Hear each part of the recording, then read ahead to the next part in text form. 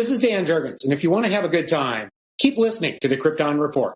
Jason J. Lewis, the voice of Superman on Justice League Action, and you're listening to the Krypton Report. Hi, this is David Patrick Wilson. I played Superman, Clark Kent, in the television production of It's a Bird, It's a Plane, enjoying every minute of being right here on the Krypton Report. Look up in the sky, it's a bird, it's a plane. Welcome to a special Krypton Report. I am Tyler, one of your hosts, the Superman of Blue, the Man of Tomorrow. And with me, as I've talked about before, it's been a while, I do like to talk to artists and creators who aren't in the mainstream. And today I have two super dudes, or Mr. Tony Nye and Joey, the artist, and Tony, the writer. What's up, guys? Hey, what's going on? How's it going? Good to be here. Yeah, thanks for having us. You know, I'm glad to have you guys. Oh, of course. Just for everybody, I think we got a little bit of a lag here, so just bear with us if we pause or stumble over each other. Not really sure whose end it is, because you know that's life and internet. So, first of all, just kind of introduce yourself. Tell us, a little bit about what you do, Tony, and we'll kind of get into the project. But we'll just kind of, who are you as people, and like what's your thing? So, cool. Sure, yeah. You want to go first, Joey? I was going to ask if you wanted to go first. Okay. I'll go first. We're both so polite. Yeah. So I'm Anthony Iannaccio. I'm a writer. This is my first comic, my first full-length comic. Superguy. We're here to talk Superguy. Me and Joey did a one-shot together, and that was our first comic project, like our first official comic project. That was 10 pages, and we knew we had to go bigger. So this is something we've been working on for a while, and I'm a writer, but I haven't written comics before. So I've written comedy sketches. I've done short stories, things like that, stand-up even. But this is my first venture into comics. So I'm hoping people come out for this one. Nice. Cool. Yeah. All right. Joey? I'm originally from Alaska. Moved down here just over 10 years ago. Been drawing and arting basically all my life. Never really did much comic book stuff until kind of recently. I did a few little one-shots of my own through Instagram, but never any kind of like long-form storytelling comic book until Anthony came around and was just like, hey, here's what I'm doing. I'd love you to be a part of it. And it's just been pretty much a blast. Hell yeah. Yeah, and I'm learning as I'm going, and I'm still relatively new to the comic book world, but a little bit that I read, I kind of try to incorporate into my own form of visual storytelling through my art and everything. It's been a lot of fun, and I'm excited to see where it keeps going. Cool. I will say, reading what you had sent me, there is a uniqueness to it, and we'll get more. Thank you. And I think, based on what you said, like you both are new to comics. And I think you go back and you read comics from the 90s. In that late 80s, early 90s, that boom where there was a bunch of different publishers, a bunch of indie comics, like Malibu, and some of those more underground that got popular and stuff. I think now comics have become so much boiled down format that some of the uniqueness has kind of been lost. For sure. And I think that's where you find it more in the indie and stuff for people who are figuring it out, because there's not really a wrong way to do it.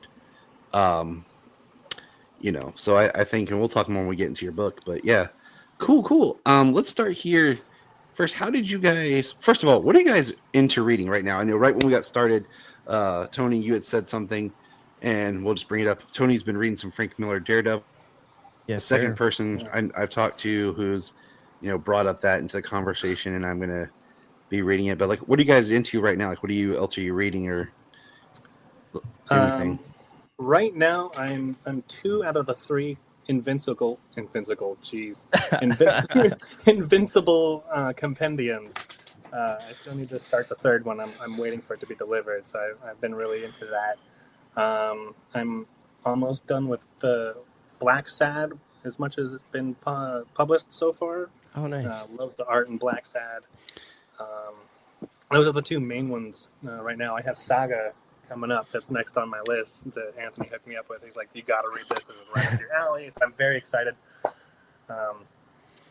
Yeah, so that's what I'm reading currently. I grew up on like Archie comics and Calvin and Hobbes and stuff like that. So like that's always like in the back of my mind, at least artistically. It's just like, how would Bill Watterson draw this? I can see that. Now that you say that, I can see that. Cool. Yeah. I did the Invincible. I did the whole Invincible run last year. I think it was right. It was right after, was it season 2 ended? The second part of season 2, the series. I was like, man, I just want to read through this whole thing. And I just good. And I read it. And I'm just like, I'm watching the series. And I'm like, please do the whole run. Please, please just like, stick to this and just finish the whole run, because it does have some really good parts. So I enjoyed that. So what else are you reading, Tony? I just got done reading a bunch of Batman. So I also do a podcast, Comics and Chronic. In all of March, we were talking about Batman books. So I read Death in the Family, The Cult, Earth One. I like the Earth One series. I loved Earth One. Yeah. And White Knight. White Knight was cool. It was just cool. That's like the epitome of like doing an Elseworld, something where you're like, excuse me, the what if, and putting something that really changes it. I liked the White Knight run. It was fun, yeah. And I when they were doing the Earth One stuff, I really liked Batman. I really liked Superman. Yes. The Green Lantern, they did the one was okay. I like that one. Oh, the Green Lantern one was great too. Yeah. The Teen Titans was good. I wouldn't say it's great. It was good. I like there was some uniqueness to it. The Wonder Woman I wasn't a fan of, and I'll tell you why. It's because it was a story that Grant Morrison had pitched years and years before, called The Trial of Diana Prince, because I actually heard him talk about it on Fat Man on Batman back when it was Fat Man on Batman. And he talked about it, and then he's like, yeah, we pitched this. I wrote this story for DC, and then it never got released. And then they just kind of turned it into Wonder Woman Earth 1. So, I didn't know that. Oh, yeah. man. So like when I read it, I was kind of disappointed a little bit, just because I felt like they were just like, we have this story, we're doing this run, we'll just throw it over here instead of really taking the Earth 1 concept with Wonder Woman as much. Mm-hmm. And then they were supposed to do a Flash. I don't think they ever did the Flash. Yeah, I heard they were going to do the Flash and Aquaman, and then nothing happened with those. And I just thought they were great, like Elseworld origin type stories that really showed you the Earth or the world, if that was the only hero on it. Yeah. Yeah, exactly. Oh, that's cool. But yeah, they're worth checking out. I kind of agree exactly with how you rated each of them. I did love Green Lantern, though. I think it's just for the art alone, that one's worth checking out. I really need to revisit it. I to be honest, like I read it, and it's like you probably have done this too, where you get a comic you're waiting on, it shows up, you're not really in the mood or in the right mindset to read it, but you do it because you're like, oh, I've been waiting for this, and then it doesn't hit you in the spot, and you just kind of like put it like on your shelf, and that's that. So yeah, I've been there for sure. Yeah, I need to pull it back out and redo that. But so we're here to talk about, you guys have your own project. As we get into discussing the book a little bit itself, I want to know how did you guys meet? Like where did that spark come from? I mean, we're talking on the internet because like I follow Tony. I don't even remember how I think just because of podcast stuff, like I found your Comics and Chronic, then followed you individually, and then you put out like, hey, I want to guest about Superguy stuff, and I was like, sure, like yeah, we can do it, So we met on I love it. I don't even like I'm still trying to migrate as much as I can to Blue Sky and learn the other ones, but it's either X or Blue Sky, one of them. But how did you guys meet up? Well, we met through a mutual friend, through the Comics and Chronic podcast. Buddy of ours, Jake, contacted me. He was like, "Hey, I'm doing this podcast. I'd love you to do the logo." And I was like, "That'd be cool. Here it is." And it's kind of met through that, basically. Like, that's the short version. Yeah, I mean, we just kind of hit it off, like, oh my God, that logo is great. Like, and then you kind of like with Instagram, I guess, and this just happens with a lot of people, like whether I've known Joey for just a few years or like other people, like, decades, like you just kind of send reels back and forth to each other. And like, you kind of get like a sense of someone else's like sense of humor and like what they're into. And like, so far me and Joey like are the same exact type of nerd, like we're into the same things, like comic books, obviously, and like the same sense of humor, which I think is really important in like every friendship, but also just like this type of project where being funny is like what drives SUPERGUY, the story, and getting the jokes right are like so important. And me and Joey like working together, we just make it happen. So like, that's such a big part of our friendship, I would say. Cool. I agree. That's exciting. Right. So you guys have created your own book. Now, is it going to be, this is always one thing I talk to when I go to conventions anymore. One of my biggest areas is I like to find the independent creators. Like I still kick myself. About 2 or 3 years ago, I can't keep track of time. There was an independent comic book creator guy who basically wrote, what if the universal monsters were used in World War II to fight Nazis? What? That sounds awesome. His book was awesome, and I didn't have all the enough money to get it, but I bought like a Wolfman sticker, Frankenstein, and Dracula sticker. Nice. That's really cool. And my thought was, I'm going to go back. I'm going to hit this con. He'll be back. And he has not been back. And I've searched. And I'm still mad because it was one of those, like, as I was leaving. And after that, I made them, like, the fact to myself, I say, when I go to conventions, because a lot of times I'll do panels, I'm going to search out, and the books I'm going to buy are all independent creators. Nice. So I find tables, and books and, support, trying, those people. And I say that because, first of all, one of the things I ask those people are when you create these, are you doing it as like, if I could do a monthly? Like I met a guy who was kind of doing a monthly. He had the first 6 issues written and was selling them. And then I've met people who've written them kind of like, this is our story and we're publishing it physical as like a trade. And we're just selling it as a trade. We're not going to sell individual issues. What's kind of your thought goal of how you want to distribute, market, and kind of get the readership of SUPERGUY? For sure. I mean, I think what our dream would be is to, like, if this was a monthly book, oh my God, that would be amazing. With our resources and time and, this just being a side thing for us, we both have day jobs. I wish this could be something that, we both could focus on 24/7.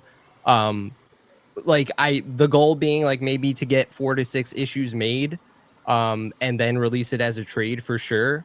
Again, this is our first Kickstarter, first comic. So I'm interested to see how this campaign goes and then, assess everything from that point. But definitely a series. Cool. Because, that's like, seeing I ran into, like, I usually do about 2 to 3 cons I hit a year and I see some of the same people. And like this one guy, he's there pushing his comic and it's the first issue. And then I saw him again about a year later and it's still just the first issue. That's when I was kind of thinking, like,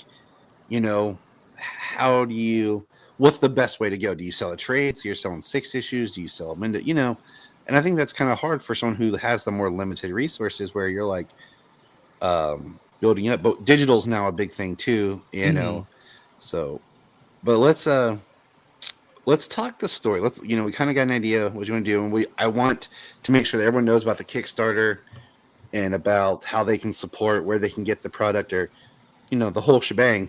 Where did you start with this idea? Like, how did it come about? And you guys kind of got the ball rolling on, hey, we should create this story. And give us kind of a synopsis of who SUPERGUY is. Sure.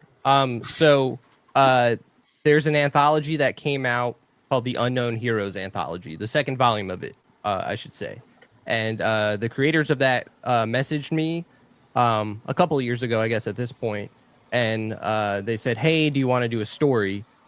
A 10-pager. The theme is just superhero team up. And I was like, oh my God, this is my chance to finally do a comic. And like Joey was saying before, we have a mutual friend, Jake. And the only reason I know Joey is through him and through his art for the podcast. So I was like, this is an artist that I like. I see his stuff on Instagram all the time at Jorian.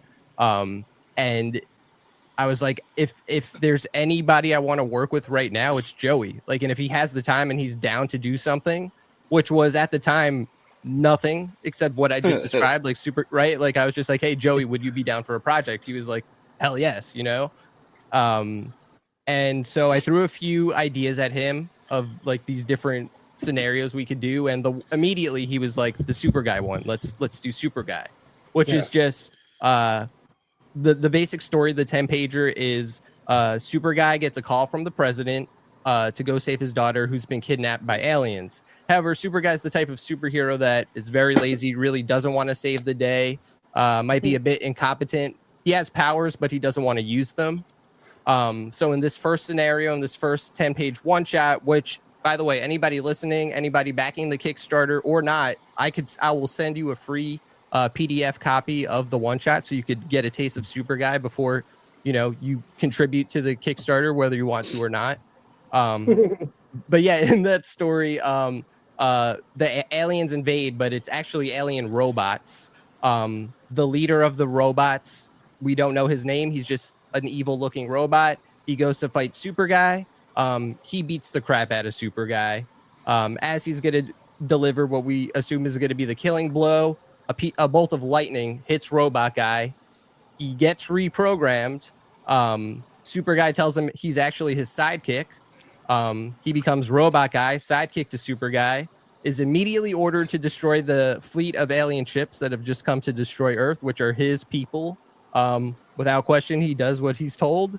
The White House is destroyed in the process. We did it before Captain America: Brave New World, by the way. I can vouch for that because because we were supposed to originally record a couple of months ago. And then we decided to push it because of Kickstarter. Yeah, so exactly. I read it I want to say I read it back in January, or maybe or December. I don't know. It's been a while, but yeah, they did it. Yep. And so that story ends basically with a scene with Superguy and Robot Guy where he's like, all right, Robot Guy, thanks for saving the day. Not thanks for saving the day. He doesn't thank him. He just is like, cool, that shit's done. Oh, sorry. Can we curse? Am I not? Okay. That stuff's done. And we see that Robot Guy's eyes turn red, signifying like, is he evil again? We don't know. And that's a big part of the issue going forward. And what we're here to talk about, Superguy #1, like there is some backstory there in that one shot that, I kind of urge everyone to check out. Again, it's free. But we've kind of set up that first issue so that even if you decide not to read that for whatever reason, that you could still get what that part I'm just talking about. We inserted into this first issue in flashbacks and dialogue in different ways. But yeah, all the relevant backstory is there. Yeah. So in the first issue, will the first issue contain those 10 pages, kind of like an Action Comics 1, Superman 1 kind of thing? No, it won't. Like the first issue, it'll stand alone as 28 pages. But like I said, we'll include the 10-page digital copy for anyone. Gotcha. For everybody, literally anybody that's backing the Kickstarter or again just wants a sample before they even check out the book. But maybe in the future as like and someone actually suggested this to me as like a 1.5. Maybe if we do another Kickstarter or whatever that may be, that we can include it as like a bigger size issue. I didn't want to make it too complicated, like with printing and making the first issue too big, because again, this is my first time printing comics like this too. I mean, hey, it's not a bad idea to include those extra 10 pages, so maybe something down the line. Yeah. That's like we did a podcast. It's been a while where we kind of re-examined Action Comics 1, Superman 1, and even the first dailies, where they were all like the same with little tweaks here and there, where they expanded on and used similar stuff. Because the dailies were when they would print the newspapers, little comic strips, and the first comic books were like collections of those in a book form. So that's cool though. I like, what's funny is, much like with Invincible, okay, we were talking about that, is like the first time I watched Invincible and then read it, I didn't know what I was getting into. Like, because Invincible is this brightly colored world, and you have these archetypes of other heroes you're kind of seeing, but then it's hyper violent and extreme, and you're brutal, and I wasn't like, I didn't really know what I was getting into when I watched it because I wasn't that familiar with it. It was always one of those things like, oh, that looks interesting, that looks good, and I hadn't got to it. So like the first time when I read the SUPERGUY 10P, I was like, wait a minute, I don't know if I got this. Like I got it, but it wasn't what I was expecting, So then I went back through it and I kind of felt out the tone. And I was like, okay, now I'm grooving. Like I have a better sense because like I didn't know what to expect, and I sat down to read it because we were going to record soon, and I knew it was coming up, and like I was reading through it, and I was like, yeah, is this supposed like? So I read it, and I was like, huh. My wife's like, what? I was like, hold on, let me reread this. And I reread it. I was like, now I get the tone. Like I feel it now, and I feel like now I get it, and I see the rhythm. I'm like, okay, now I'm on board more because I'm understanding what they're going for. It's like any kind of like sometimes like with comedy films or whatever, you watch it and you're like, I don't know if I got it, and then it sinks in, and then you're like, you watch it again and you're like, okay, it's like Dimitri Martin's comedy. Ooh, I love him. Yeah. Okay, you know what I'm saying? Like it takes, or even like Jim Gaffigan's a little bit his older stuff where he would talk as the audience voice. Like when you start listening, it took a little bit to, like it would take a minute to kind of get his rhythm and like understand it. And once you did, you're like, I'm on board. I get this now. So that's cool, man. I totally get that. So wait, question. Sorry, did you get a chance to read the first issue? I did not. Because, okay. So we're just because all right, so spoiler free. Yeah, nice. Okay. No, because here's why. I saw it come back through, and I was like, aha, and I downloaded it to my iPad to read for the recording because I'm like, make sure this isn't what you'd already read.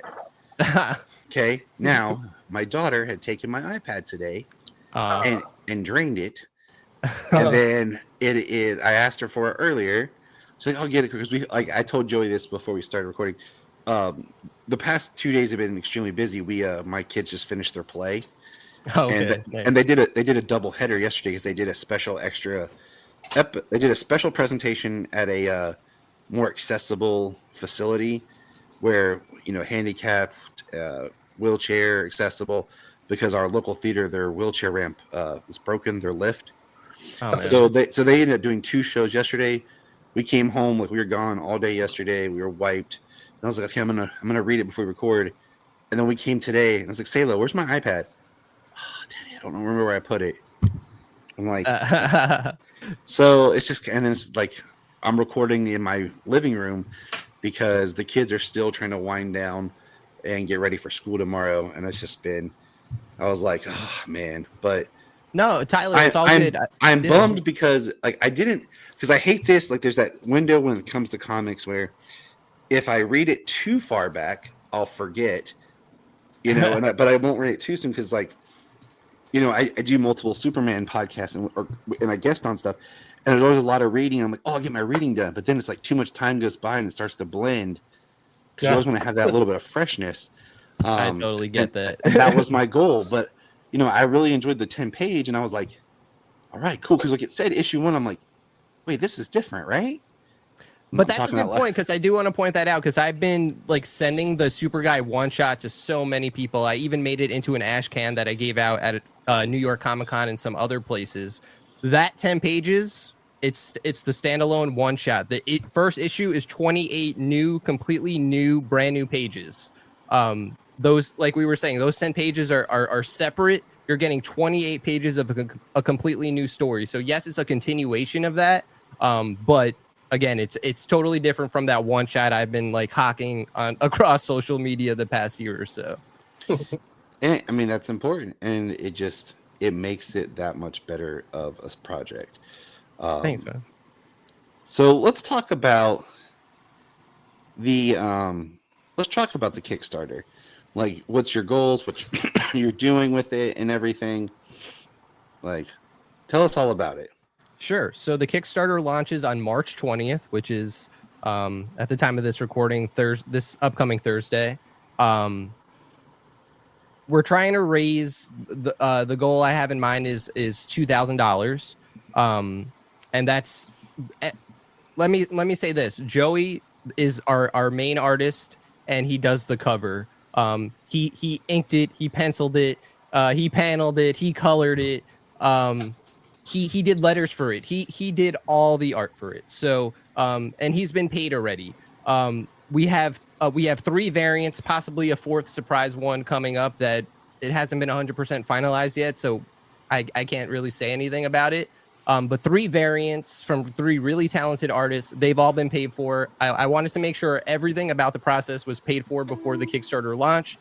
I wanted to make sure the book was finished before the Kickstarter launched. I know not a lot of people do that. Maybe they're mid-process. So I want everyone listening to know that this book is finished. It just needs to go to the printer. So the purpose of the Kickstarter is to raise some more money so that, because I paid for everything out of pocket, but now I want to, print it and get a little bit back, hopefully, from what I put in.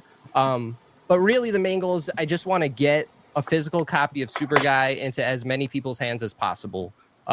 With this first one, I wouldn't care. Like, for me, a win is, and I want, Joey, if you want to speak on this too, like a win for me with this project is people reading it and saying the kind of things you're saying, like this, I thought it was funny and made me laugh. Yeah. This is different. The art feels different. Everything about this comic is not what I would get from a mainstream comic. Like, if that's what everyone gets from it, that's a win for me. I don't care how much money we do or don't make, whether that's good or bad, I don't know.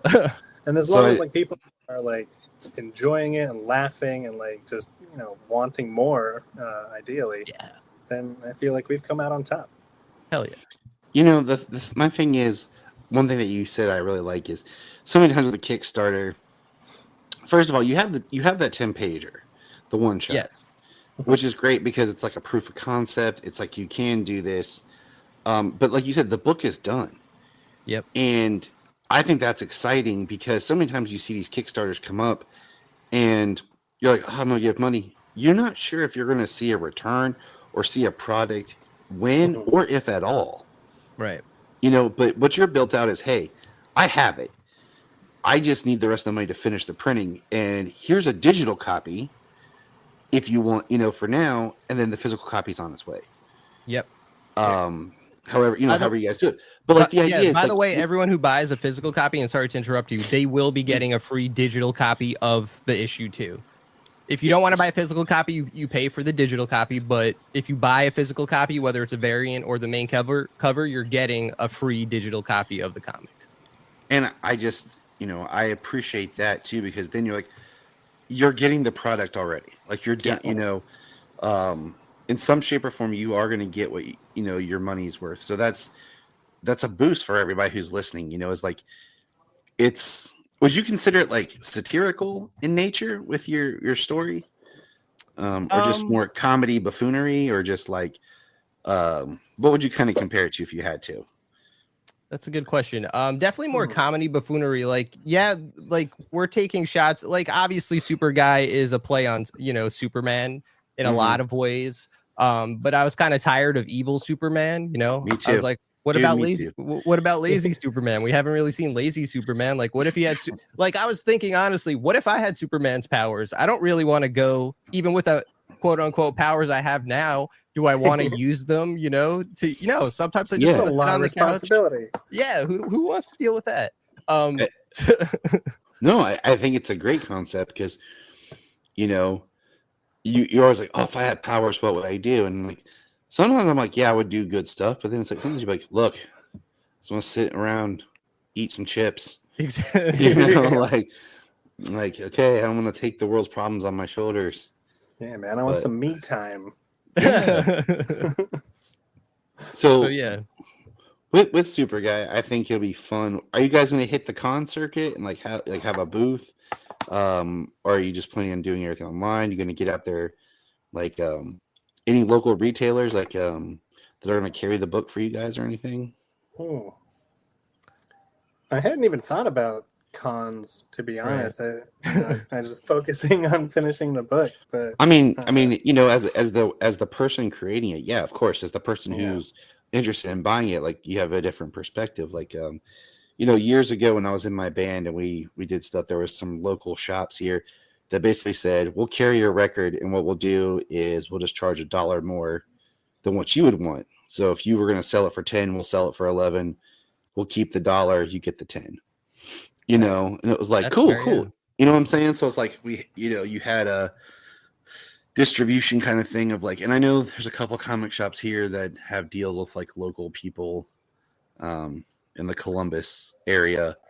So, I do have a few small plans. So like the two local shops that I go to, so I'm from the Bronx, I'm in New York. The two shops I go to, they already took some ash cans of the one shots that I printed out, very limited supply. And I didn't sell those, by the way. Like I just said, hey, put them out. I just wanted to see if people would be interested. If they saw that cover, hey, the Super Guy seem interesting. And sure enough, in both places, they took all the copies, which was great. Nice. So for this one, obviously, I want them to sell it. And yeah, exact same concept. I think they would honestly even be like, no, like because I've been going to both for so long, they probably would just be like, whatever money, however much it is, which it would be $10. That's how much, I would get back. And I would want, Joey to get some copies too. The thing is, Joey's on the West Coast. I'm on the East Coast. So once it's printed, I have to get a bunch to him for sure. Con wise, this is so new to us. I've been to a lot of cons. I am going to be at the Bix Comic-Con in Brooklyn, which is an independent comic book. It's I've never been to it, but it's a 2-day con at the end of April. So that would be my first con as a creator. And and I'll have printed copies by then. That's like only like a week or so after the campaign ends, but I'm definitely going to be printing some copies very soon. Because I expect at least a certain number of people to buy these, but I know that, I could have at least a limited supply for now and push it out outside of Kickstarter once the campaign ends. Gotcha. That's awesome. Like I'm excited for you guys. Thanks, Thanks. So let me just ask, we're at issue 1. How far are you in the production of issue 2? Anthony? I mean, truth be told, while Joey was, just penciling this first issue, I did send him a script for a second issue. But I'm definitely probably going to rework that. Again, I really just need to see, like, are people going to show up for Super Guy? Like, is this just something that seems like, everyone that's read it so far, and not to toot our horns, but everyone seems to love it. Like, people are being like, our good friends are being like, we're not saying this to you just because you're our friends. Like, we like this, and I'm trying to send out copies to so many people just because, how you were saying before, like with Kickstarters, maybe it's not even made yet. So, people don't know what they're getting. I want to send it to people like you with podcasts and websites and just a social media presence to just be like, hey, I have read this and Anthony and Joey are not lying. This is a fun book. You should check it out. Again, because that's what success would mean for us, that people are just reading this. I know I have a couple friends who do like independent publishing and authors, and my one friend, she put her one book, it was a series, and she put, I think I don't remember if it was the first full book or like half the first book for free to read, like online and everything, to get people interested in the story. And then if they're interested, they got to get the rest of the book. And then there's the part 2 and part 3. And I'm like, I think as an independent, sometimes you have to have something already. And I hate saying like free, but something for people to read and digest of what it is, because they're not as quick to want to spend their time and money. So yeah. And I think what's even better about that is, like, at least for me, at least as a writer, it's hard to be like, hey, like at least on social media, to be like, look at my writing, because it's usually a link that people won't follow. But for Joey, he has Instagram and art is just there. And like, if you want a taste of Joey's art, he's been doing weekly comics, quickie comics for so long, and his own art on top of that. Like, go to Instagram, you'll see so much of his art, and he brings all of that and more to Superguy, which I want to stress too. Like, that's where so much of the personality of Superguy comes from. It's like Joey's designs of Superguy and Robot Guy, the Prez, like they're just so alive. Like you even said before, Calvin and Hobbes, like, yeah, like Joey has that energy, and I just love that style. Well, Thanks, man. I hope all the best for you guys. I'd love to, in a couple of months, touch back base and just see how's it going. Like where are we at? Like how's Superguy getting out there? Yeah. And I'm definitely going to have this out quick, to help you guys with the Kickstarter. Thank you. Where can people find you guys on socials? Like you've said, hey, I'm on Instagram, but like, what are your plugs? For me, Instagram and Blue Sky, it's at Joe Ryan. That's Jorion. Orion, like the constellation. My middle name. And then, or no, not Blue Sky. Sorry, Threads. On Blue Sky, I'm Jorion's Belt. Nice. On Blue Sky. Isn't it crazy? Like I'm on this. Then you're just gonna be like, just click on this link tree. Yes. Yeah. You can find me there. That's my main stuff. That's where all my stuff is.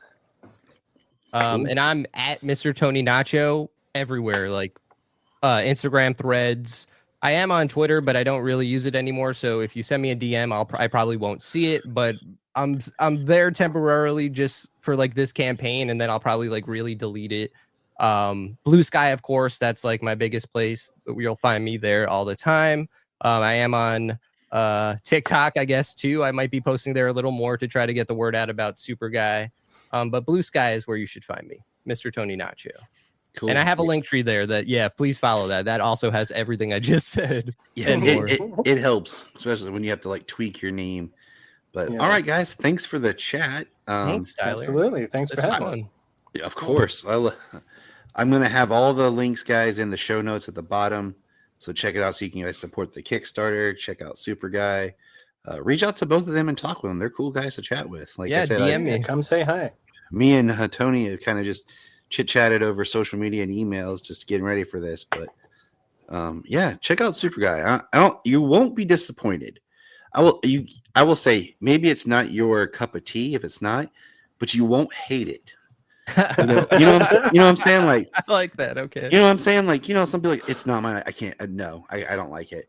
You'll read it and you're like, okay, cool, but like, it's not my thing. But I enjoyed it compared to like people who are like, no, like. and I say that because it's like a positive on a negative, because even if it's not your thing, I think you'll still get something out of it and dig it enough. So you're like, yeah, it's cool. But I really think that you will enjoy it, because it is. As someone who just enjoys the art of comics and reading stories told in this style, in this medium, it is something that's just nice. It's a throwback to, like you said, the Calvin and Hobbes, but just like the more cartoony, just cartoon style of comics. And reminds me a little bit of like Zits. You guys ever read the Zits comic strips? Oh yeah, I love Zits. Like, that flavor of just fun and humor. But it just it's a good time, honestly. Like I pulled it up here while you guys were talking and just kind of reading through a little bit. I'm gonna read it, the first issue. Yeah, let us know once you read it. I would love to hear what you think, because I think also like read it now live. You guys and there's nothing worse than being like my wife does is like, hey, I wrote this. Will you read this? Because and she'll start reading. No, don't read it in front of me. Don't read it loud. Go in the other room, read it, and come back and talk to me about it. It's like I can't stand when you're like right there. So. But I think you'll like the first issue, because also like I think my writing and Joey's art, like we leveled up, like from the one shot. I think there's a clear difference too. So if you like the one shot, I think you'll love the first issue even more. Oh, and that's the best way to end it, guys. I'm gonna say thanks for being here. Hang on 1 second here. Thank you. I am Brian Peters, the creator and host of Gravely Amusing. For the past 30 years, I've studied the history of gods and monsters in pop culture and our world. As a student of theology and history, I've tried to understand evil and its impact on us. As a writer, I've tried to share this knowledge. As a comedian, I've tried to make people laugh as I do it. But as a man-child, I'm still that scared 7-year-old boy. Join me as I share the history of horror and sci-fi, discuss classic and modern pop culture, and share a creepy story or two. This podcast may scare you, it may horrify you, or it may leave you gravely amused. Listen to Gravely Amusing on Apple Podcasts, Spotify, iHeartRadio, and wherever podcasts are found. Follow us on Twitter at gravely_amusing or on TikTok at gravely amusing. Look up in the sky.